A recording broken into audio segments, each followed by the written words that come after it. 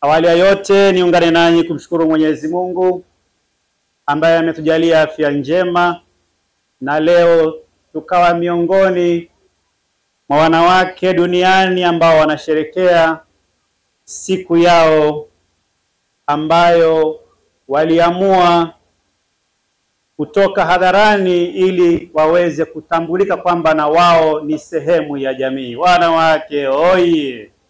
Ni wananchi, tunahitaji kuhakikishiwa kuwa sheria zinazotungwa zinawalinda wanawake na wasichana dhidi ya aina zote za unyanyasaji na udhalilishaji.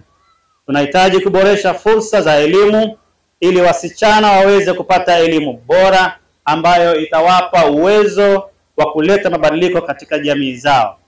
Vile vile tunahitaji kupigania usawa katika masuala ya kijamii, kisiasa, kiuchumi ili kila mwanamke na msichana awe na nafasi ya kutimiza ndoto na malengo yake.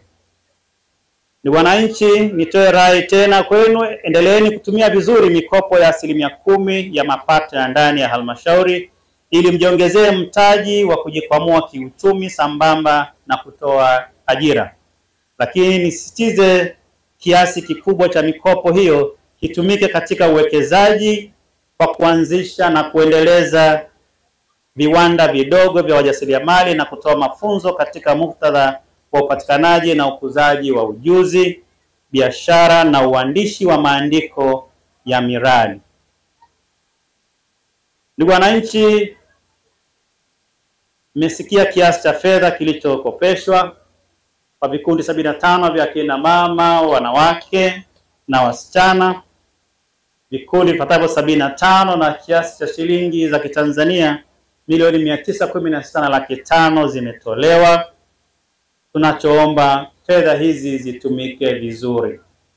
Lakini kwa taarifa tulionayo kupitia kwa mkurugenzi kwenye idara ya maendeleo ya jamii kwamba kikundi cha wanawake ni miongoni mwa vikundi vinavyolipa kwa wakati, kujipigia makofi mengi sana. Kwa hiyo muendelee na sifa hiyo ili mzidi kukopesheka pale mtakapohitaji kukopeshwa tena. Sasa nitumie fursa hii kuwatia moyo wanafunzi ambao mmejumuika hapa na wale ambao hampo hapa kwamba msikubali kukatishwa tamaa kwa namna yoyote ile ili msiweze kufikia malengo ya ndoto zenu.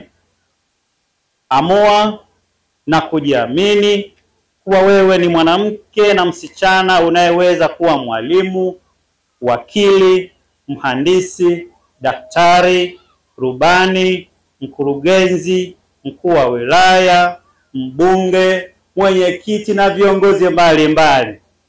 Inawezekana kabisa.